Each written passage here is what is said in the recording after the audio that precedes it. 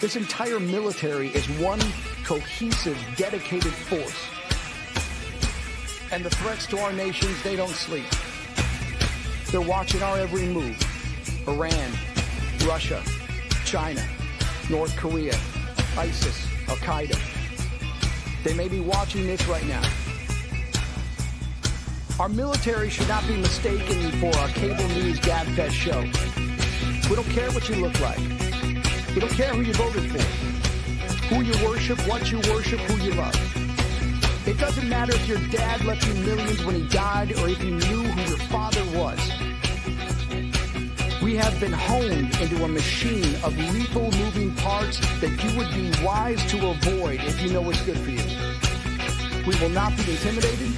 We will not back down. We don't want war. But if you want war with the United States of America, there's one thing I can promise you, so help me God. Someone else will raise your sons and daughters. Make it clear that the views expressed by our host are not considered the official stance of MBR views. Remember, this is all about having fun and enjoying the ride. Find us on the web.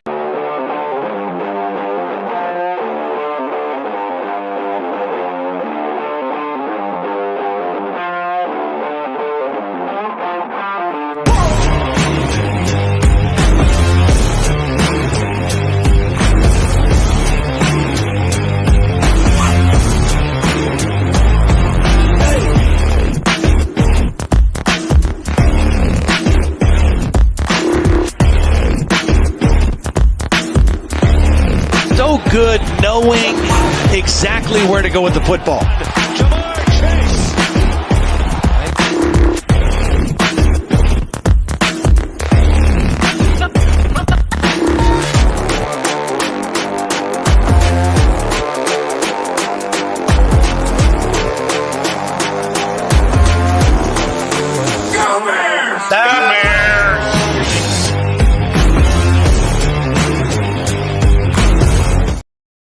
All right, what's up, everyone? Welcome back inside the Hoosier Mind, brought to you in part by Military Broadcast Radio, giving a voice to veterans. If you'd like to learn more about MBR, what they do, and even potentially help donate and whatnot, please scan that little QR code right here at the bottom to learn more about it. Got a pretty good show for you tonight. We're going to talk about Dan Hurley turning down the Lakers' offer to be their head coach.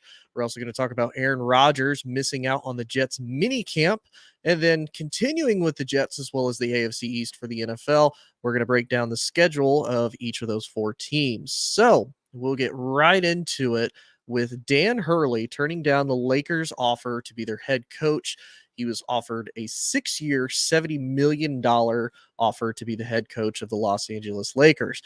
I'm going to be 100% honest with you. I'm not surprised that Dan Hurley actually turned this offer down. When you look at the Lakers the last few years, with the exception of the COVID year where they ended up winning the championship, there's a lot of controversy. There's a lot of asterisks with that championship because it was with COVID. It was the fact that there was a massive break for a few months. Everybody came back, essentially started off fresh as to what they would have had the season basically begun anew, and they went into the playoffs just straight from there. The Lakers have been pretty unsuccessful. Now, they did have a year where they end up actually going to the Western Conference Finals. They get pretty close, but ultimately end up losing overall. And so the Lakers have been on search for a head coach for the entire time. They actually have the most head coaches over the span of the last 4 years as far as looking for their new replacement, especially compared to when they had Mark Jackson as their head coach. They've tried to find somebody new. So they've now turned to the men's college basketball world and trying to hire Dan Hurley, who is just coming off of back-to-back national championship wins over in UConn. I'm going to be 100% honest. I understand why Dan actually turned down this offer from the Lakers. When you sit down and look at it, it's 6 years, it's $70 million. So it's roughly just under $10 million a year. I think if I do my math right, it's about $9.5 million, maybe even $9.2 million. Whereas some of the highest paid college basketball coaches are making about $10.5 million. So if anything, it was really a low ball offer to him, especially considering what he's been able to do just with UConn, with a record of 141-58 and back-to-back national titles for the last 2 years. And if I'm Dan Hurley, if I look at the Lakers, because everybody wants to potentially move up when they're in the college level. They want to try to move up to the pros. But there also does come a point where you have to know where your success is at. You have to know that, hey, I'm doing really well here. I can work with kids that are a little bit more open. They're younger. They're trying to figure themselves out in life. I don't want to have to go to the NBA to deal with grown men that have their own families, have their own lives outside of this. And it's going to be harder for me to have to negotiate with them than it is if I'm getting a kid that's straight out of high school coming into college and they're still trying to figure out what they want. Do they want to make a lot of money? Do they want to win championships? Do they want to win both? It's easier for him to recruit and work with that than it is to try to tell somebody who, Dan Hurley's 51. In this case, if he was to go to the Lakers and go with LeBron James is 39, almost 40, if right at 40. So he's only about 10 years older than him. It's going to be hard for him to look at LeBron and say, hey, man, you have to buy into my system because this is what works, because LeBron has been successful. Not only that, LeBron has essentially ruined this roster for the last 4 years because, honestly, that's what LeBron does. No disrespect to him because of how good he's been in the NBA for the last few years. He knows how to win. However, if we look back at his track record, you have the Miami Heat. He actually came to the Heat when he was still pretty young. They had a pretty young core. They had a lot of good players that could rotate in and out. So when he left Miami, he didn't really leave them in shambles. However, when he goes to Cleveland, they have a young guy there by the name of Kyrie Irving. LeBron steps back in, takes back over. He's more older. He's more mature. He takes over the team, and then he starts getting rid of a lot of these young guys because he doesn't want to try to teach them. He doesn't want to try to mentor them. He doesn't want to try to get them to where he wants them to be at for his level. So what does he do? He brings in a lot of old veterans. He brings in a lot of old guys. Now, albeit he's successful because at the time he was competing in a very weak Eastern Conference for the NBA. Well, now he's older. He goes to the Lakers. Now, albeit he's still in his prime, they're able to get AD. They're able to make a couple other moves with veteran guys. He's able to make it work, and they're able to finally win a championship in Los Angeles. However, ever since then, it's back to where he was before with he's trying to get older guys. He doesn't really want to make it work with some of the younger kids now, albeit they've had to because, A, the Lakers don't have anything to really trade as far as draft pick goes. They don't really have the money to sign anybody different. And a lot of these superstar players that would potentially sign know that they would have to take a back seat and a back step to LeBron James as a whole. So I understand why Dan Hurley wouldn't want to put up with that. And quite frankly, I wouldn't want to put up with that either. If I'm a successful college basketball coach coming into a pro league where you have a player like LeBron James's caliber, who's going to have a lot of say, a lot of dictation in who you bring into the roster. You're not going to be able to bring in a lot of guys to potentially buy into your system and set yourself up for success. I wouldn't want that. On top of it all, you have probably one of the most famous, NBA brands with the Lakers there. It comes with a lot of high expectations.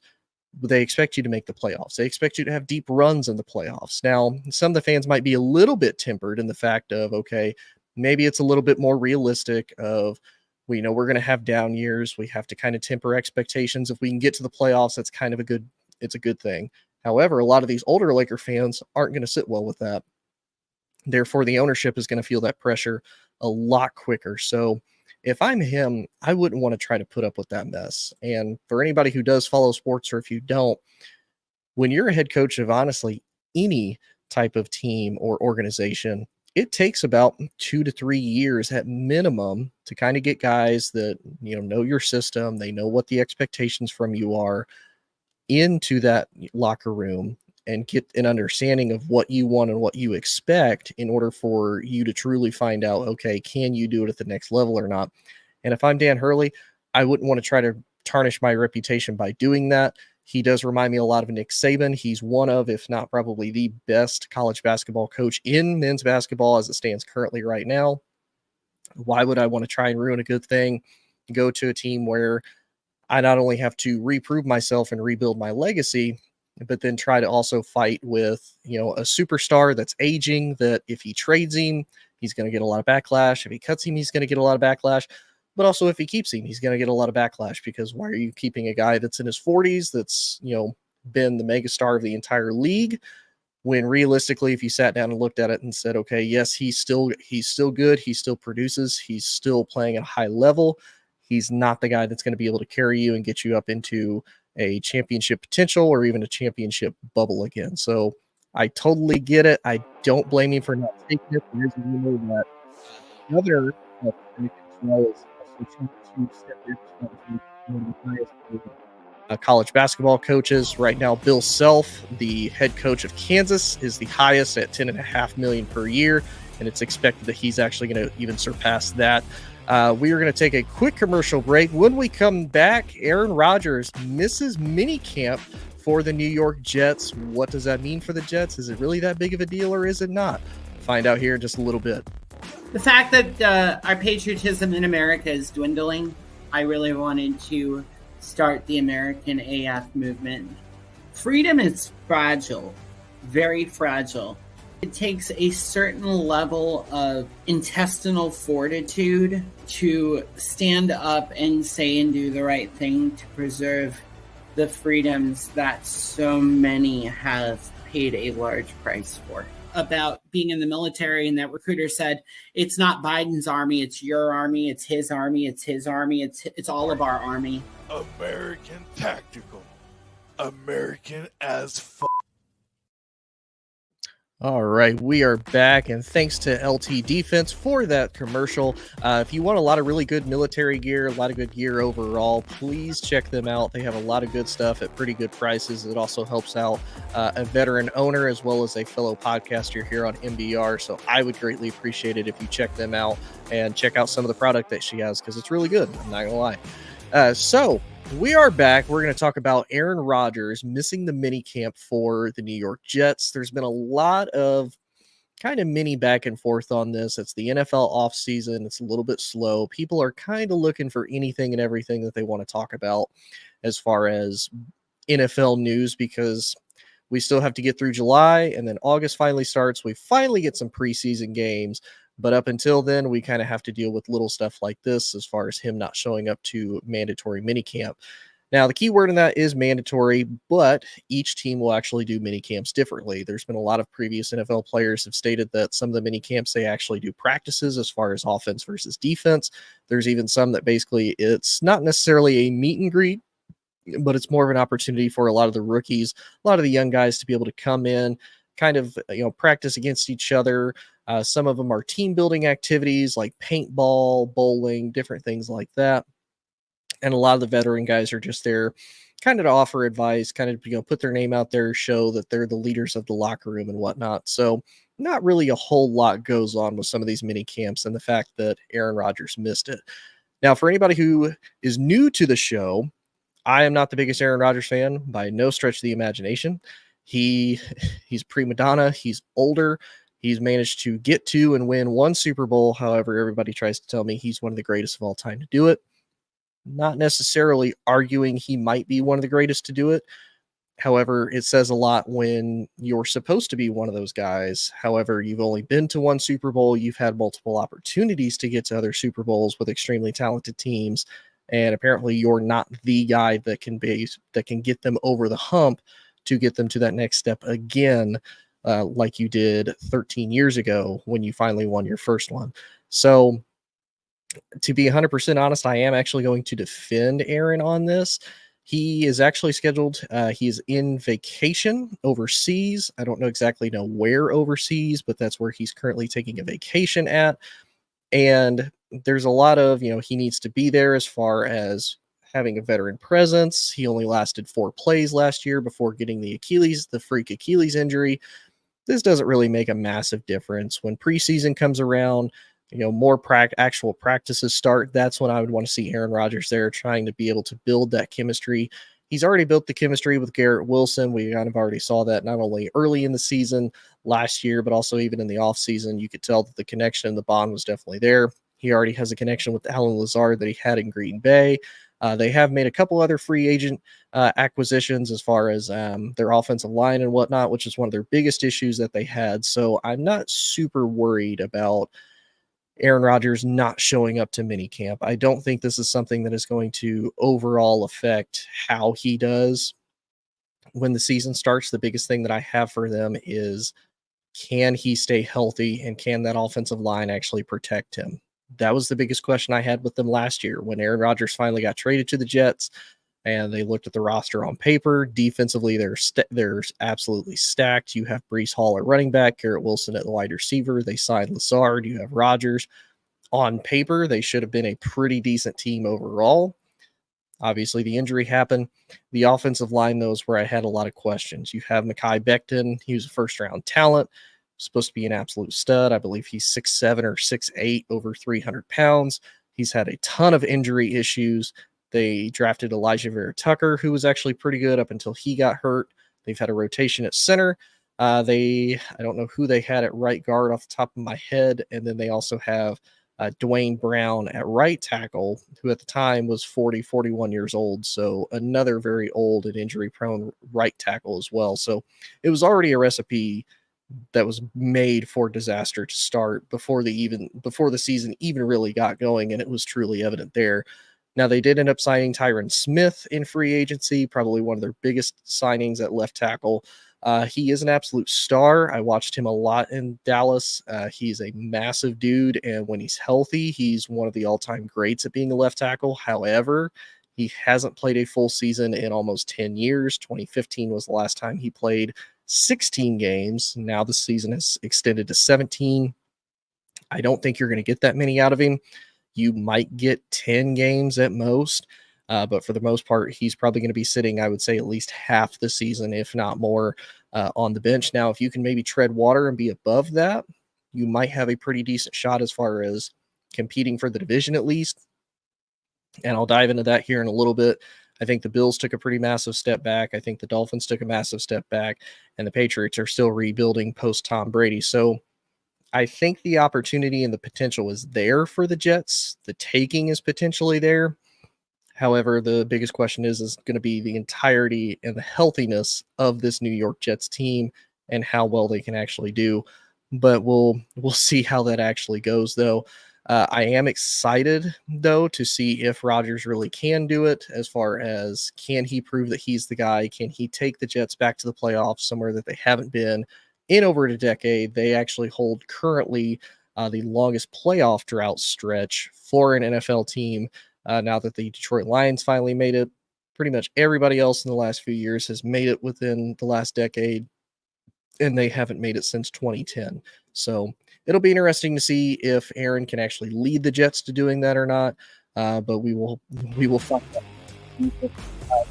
One more quick commercial break before we dive into all of the schedule breakdowns for the AFC East teams, and we will be right back.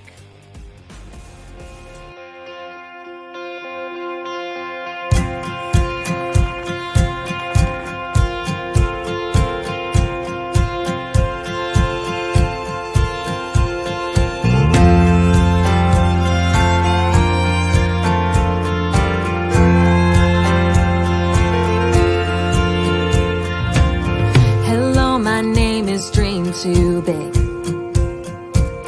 wanting to grow up way too quick, searching for spotlights since I was 6. Hello, my name is Dream Too Big. Hello, my name is way too loud. My voice can cut right through a crowd. Got made fun of for it, but who's laughing now? Hello, my name is way too loud. I know I've had my moments and I've had heartaches. God is making miracles out of my mistakes. You can say I won't make it, and I can tell you that I don't really care. 'Cause hello, my name is going somewhere.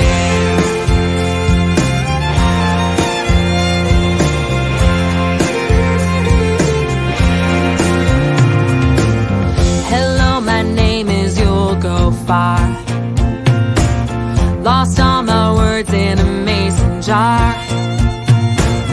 Locked eyes with a stranger at the end of the bar.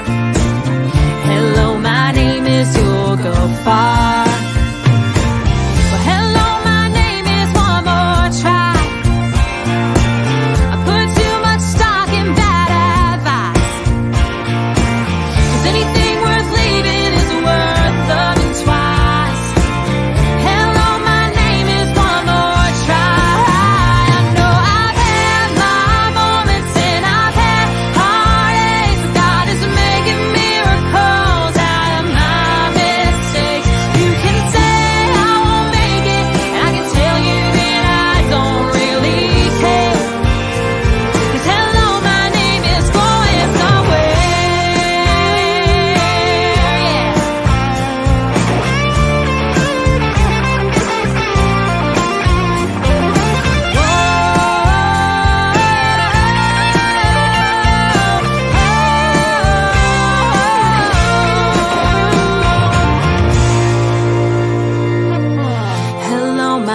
is getting knocked down.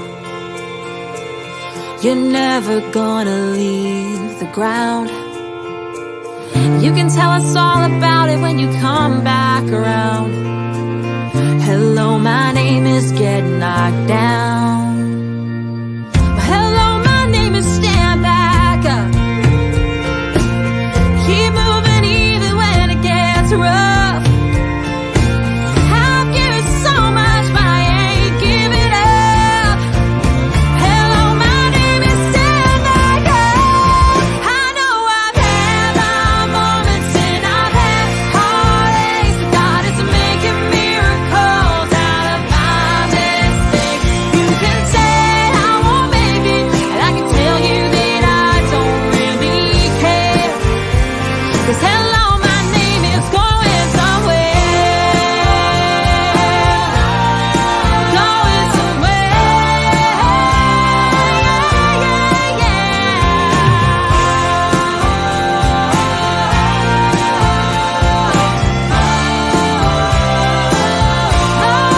Oh, it's going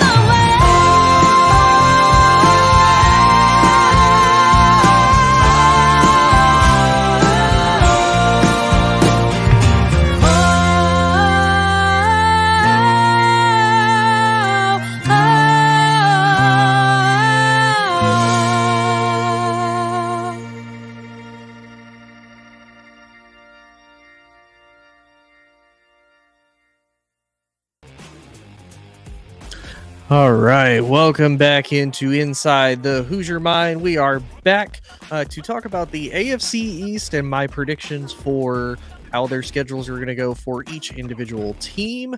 We're going to start alphabetically with the Buffalo Bills. They had a pretty bad offseason as far as they cut their entire defense. They traded their number one wide receiver in Stephon Diggs.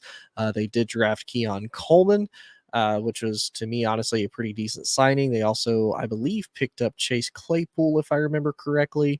Not an overly huge fan of that. I mean, it works, I guess, but if it was me, I would not have picked Chase Claypool as the guy to help Josh Allen potentially get over the hump as far as beating the Kansas City Chiefs and even making a deep playoff run.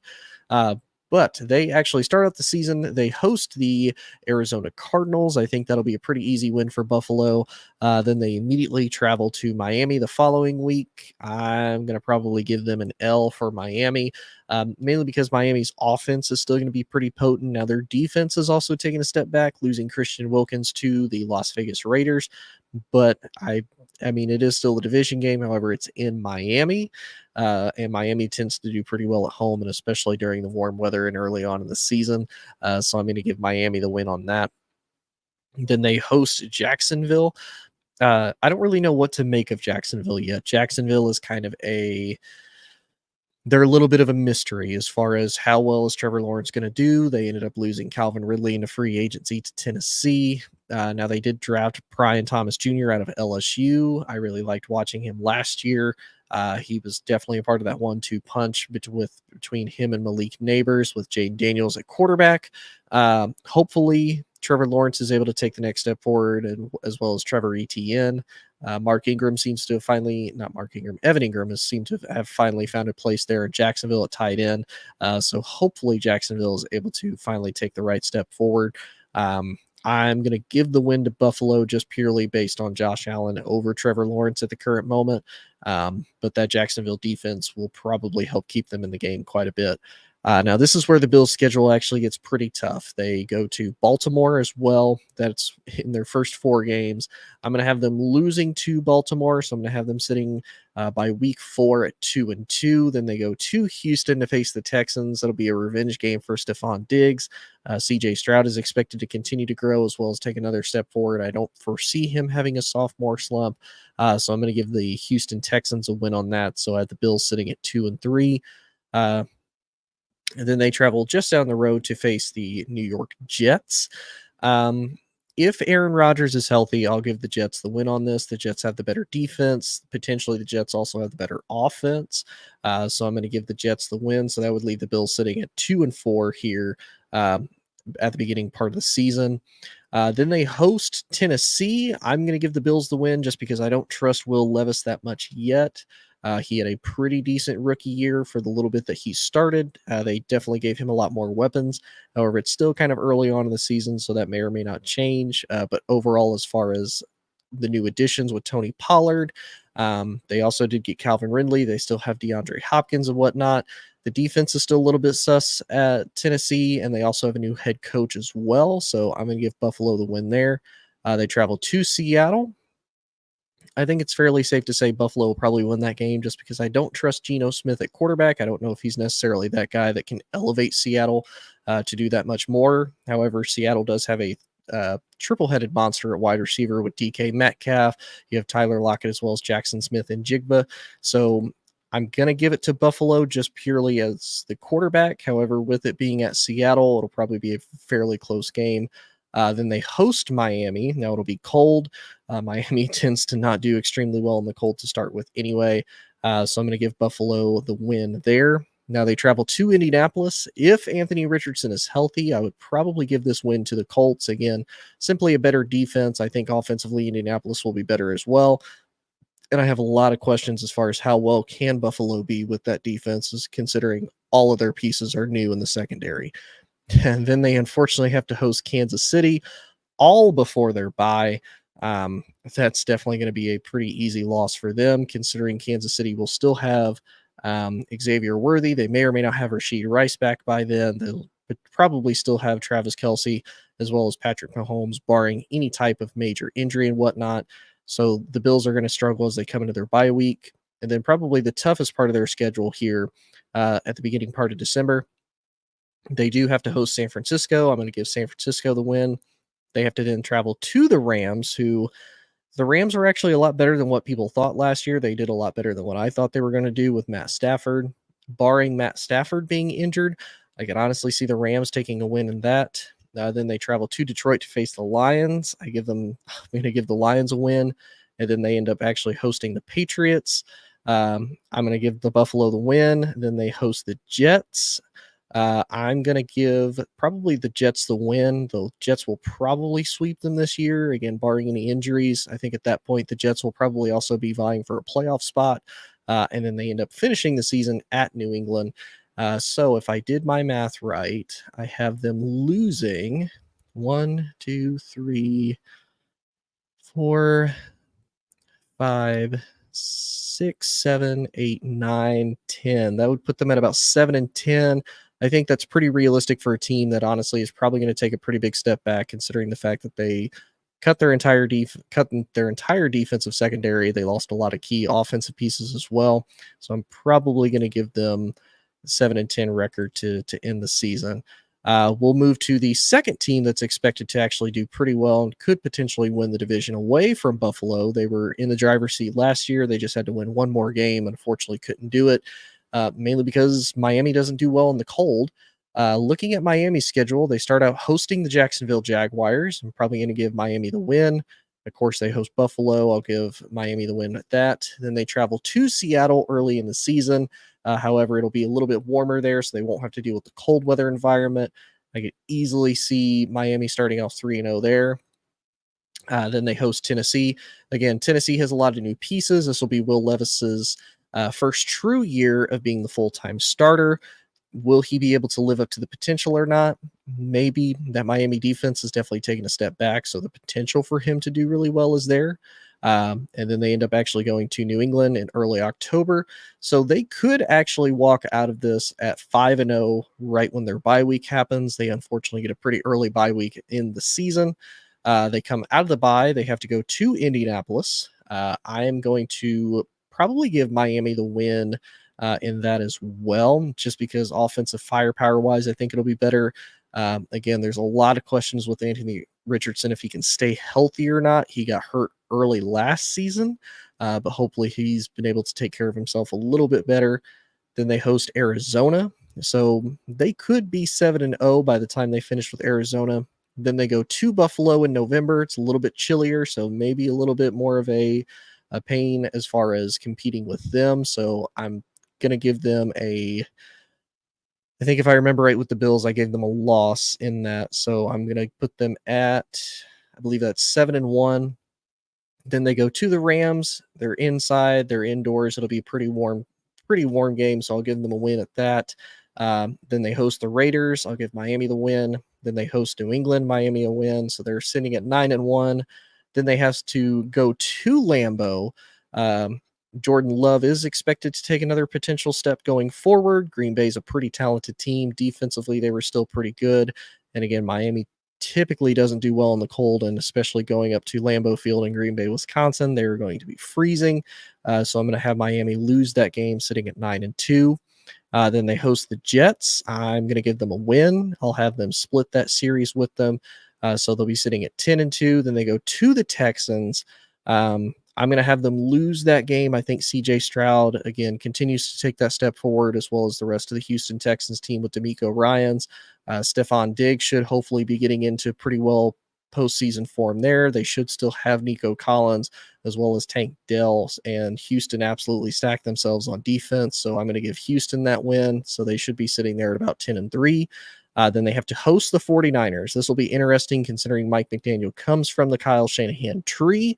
San Francisco is also looking for a bit of a revenge tour. I think defensively, Miami's going to have a really hard time stopping that offense, especially with some of the pieces that they cut and lost throughout the offseason. So I'm going to give them a loss there. So they'll be sitting at about, if I remember correctly, 10-4 or 10-5.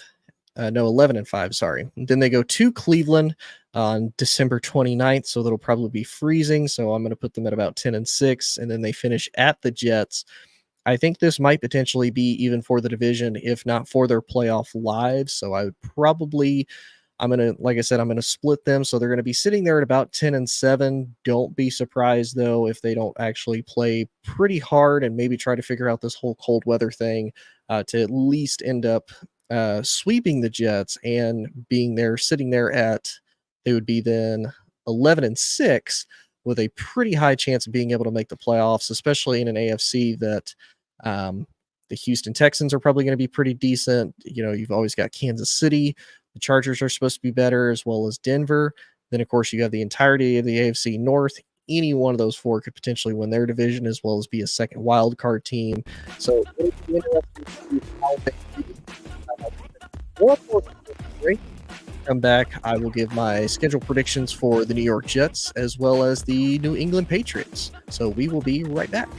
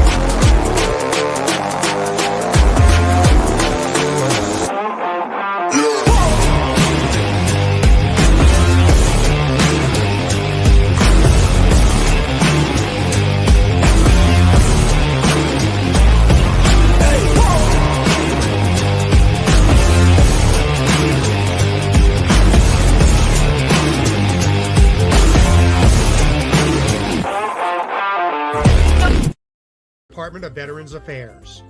For PSAs on the best services available to veterans, go to VA's new radio outreach page, news.va.gov/outreach/radio. All right, welcome back to Inside the Hoosier Mind, brought to you by Military Broadcast Radio, giving veterans a voice. Again, if you'd like to learn more, or if you'd like to potentially donate and figure out what they do, or if you're a veteran looking to potentially start a podcast, want your voice to be heard, or have any questions, please scan that little QR code right there underneath me, and that'll be able to help give you more information on that. So we are back, and we are going to break down a little bit more on the upcoming 2024 NFL schedule for the AFC East teams. Next, we have the New England Patriots. I've had a lot of questions about the Patriots considering the fact they drafted Drake May. I wasn't entirely sold on him out of college, coming out of UNC. Freshman year, he did really well as far as winning the ACC goes. However, I never really saw him take the next step moving forward. UNC kind of took a little bit of a step back last year. It was actually his second full year starting, and he ended up actually declaring for the draft, being the number 3 overall pick to New England after they traded away Mac Jones. So it will be interesting to see how well he can do with New England, considering they have one of the worst offenses in the league. Offensive line-wise, they're stout. However, at wide receiver and running back wise, there's a lot of questions, though. They actually start out the season going to Cincinnati to face Joe Burrow and the Bengals. I do actually think this is going to be a little bit of a toss-up just because the Bengals and Joe Burrow always start out slow. But overall, though, Joe Burrow is going to be coming back. This will be his first game, post wrist injury as well as ACL injury. So I think he'll probably come out pretty well. And the Bengals overall, I think, are a better team. So I'm going to give New England a loss there. Then they host Seattle. I think the same thing. Overall, talent-wise, experience-wise, Seattle is a better roster. Defensively, I think New England will be able to keep themselves in the game. However, I'm probably still going to give the edge to Seattle. Then they travel to New York to face technically New Jersey to face the Jets. I'm probably going to give the Jets the win there. Then they have to travel to San Francisco to take on the 49ers. That is more than likely going to be a very easy loss for them as well. So I'm going to have them starting out so far 0-4. Then they host Miami in October. It's probably going to be another loss, as well as the Houston Texans. That'll probably be another loss before jumping across the pond over into London to take on the Jacksonville Jaguars. Again, that'll probably be one more loss just because Trevor Lawrence is going to be a lot more experienced as well. He and Brian Thomas should be in their rhythm, as well as Trevor Etienne. So far, I don't see the Drake May era as well as the Gerard Mayo era post Bill Belichick and post Tom Brady starting off very well for Jacksonville. Then they host the Jets. Again, I think the Jets sweep them this year. On paper, everything says the Jets should win. We'll see how it actually goes when this season plays out. Defensively, I think they'll be very much in the game. However, offensively, those where I have a lot of questions. Now, the first game I could potentially see them having a win at, they actually go to Tennessee, believe it or not. I would potentially have them winning the game. Again, I'm not entirely sold on Will Levis. I don't really know what to expect, as well as I don't know what to expect as far as the coaching out of Tennessee. So this, to me, is more of an even-matched game. I would give the edge to Tennessee's offense, but I'll give the edge to New England's defense, as well as their counterparts kind of cancel each other out. So it'll be interesting to see, but I think New England finally gets their first win there at Tennessee. Then they have to travel to Chicago to take on the Bears. I'm going to say the Bears win with Caleb Williams. By then, he should be in a pretty decent rhythm, pretty decent role. And with the Bears' offensive firepower, they should be better. Then they host the Rams. I'm going to give the Rams a win. Then they have to travel to Miami to take on the Dolphins. I'm going to give Miami the win. And then they host the Colts. Always a tough divisional game. Well, not divisional game anymore, but always a tough rivalry game for the Colts. Again, offensively, overall, I would give the Colts a definite edge over New England, especially because offensively, I just do not trust I believe it's Traylon Polk is their number 1 wide receiver, as well as Kendrick Bourne and whatnot. I don't really see New England being able to match that, as well as Indianapolis's defense has been one of the top defenses for the last 5 seasons. So they're going to be coming into 1 win the whole season so far as they come into their bye week. They come out of their bye, then they go to Arizona to take on the Cardinals.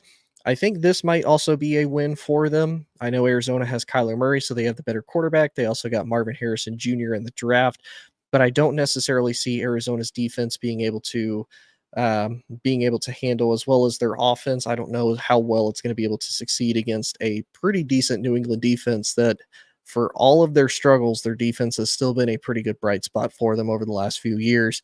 They also finished the season having to go to Buffalo. I'm going to give them a loss in that. Then they host the Chargers. The Chargers will be interesting to see how they do with Justin Herbert as well as Jim Harbaugh as the head coach. The Chargers have a lot of question marks as far as wide receiver goes, so I don't really expect them to be doing that great.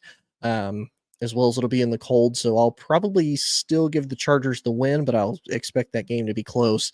Then they finish the season hosting the Bills, which I still think that they'll take another loss. So I only have them winning about 2 or 3 games this year. I expect pretty bad year and pretty dark times for New England still, as they try to get things figured out. Cap-wise, they're still in a pretty good spot, as well as this past offseason and into next season. They should have some of the most cap space out of any team in the NFL. So hopefully by next season, between probably a number 1 overall pick, as well as a pretty high draft capital, they should do pretty decent. And then to finish off the show, we're going to talk about Aaron Rodgers and his New York Jets and their schedule that they have. They start out pretty rough and they end the season on kind of a softer note. But nonetheless, they have to start off the very first season, Monday Night Football, at San Francisco against the 49ers. Leonard Floyd, the individual who actually caused Aaron to run and end up actually tearing his Achilles, is now on the San Francisco 49ers. I'm going to give the 49ers a win. This will be Aaron's first game back. There's still going to be a lot of rustiness from Aaron because he hasn't played for over a year. He still has to develop some of that chemistry between he and his wide receivers. So it'll be probably a bumpy start for them. Then they travel to Tennessee. I think they'll probably get the win there just because the Titans' new offense, new coach. Can Will Levis actually move on or not? Then they host New England. I'm going to give the Jets the win on that one. Then they host the Broncos. They actually won this game last year. Denver is going to be taking a step back. They no longer have Russell Wilson. They have Bo Nix as the starter. And I think Denver is going to continue to struggle as Sean Payton tries to figure out how to piece that offense together to make them a truly viable team. Then they go to Minnesota. I think that's going to be a pretty easy win for them, albeit it is going to be in London, however, to face the Vikings.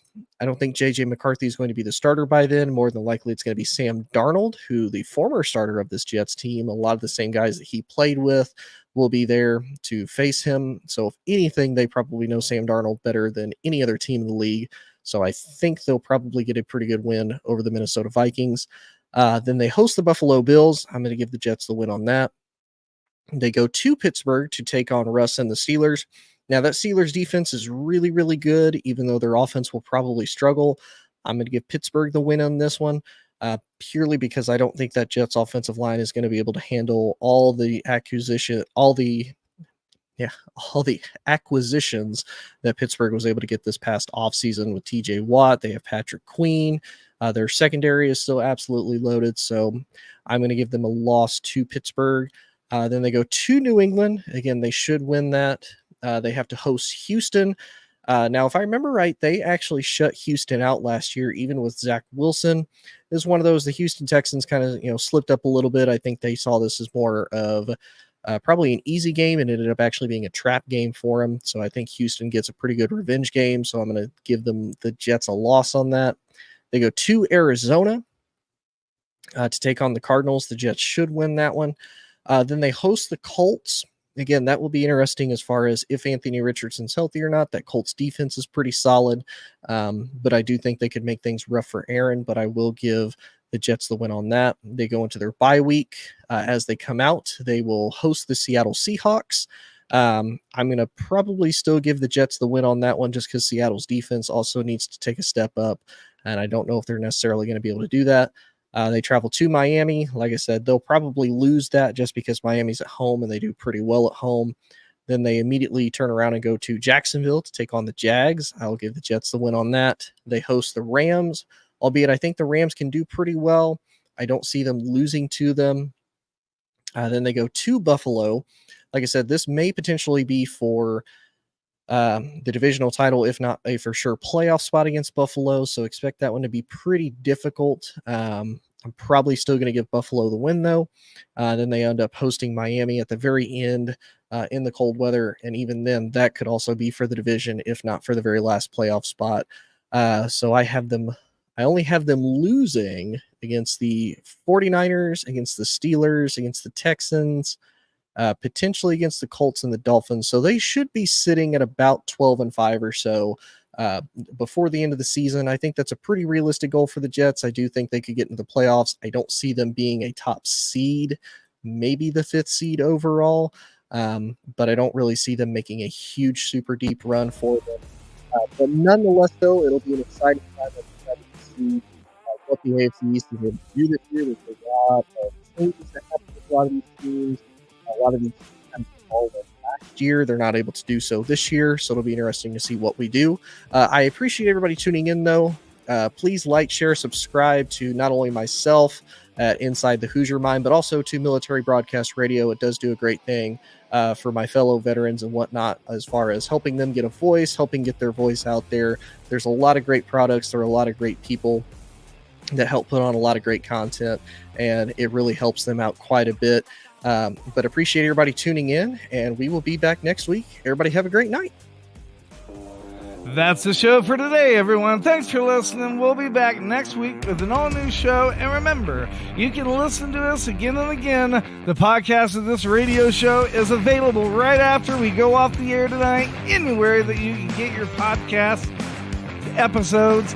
And thanks for joining us today. I'd like to take a moment to talk about something close to my heart. Military Broadcast Radio is doing incredible work to support our veterans and bring their voices to the world. They rely on your generous donations and your dedicated volunteer hours to make it happen.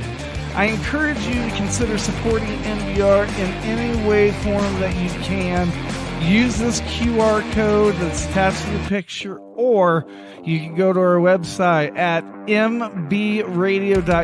That's Mike Bravo Radio.us to learn more about how you can donate or volunteer even just an hour a week from your home. Help make a difference in the lives of our veterans, because once again, we're all here for you and not for us. We're giving our veterans a voice.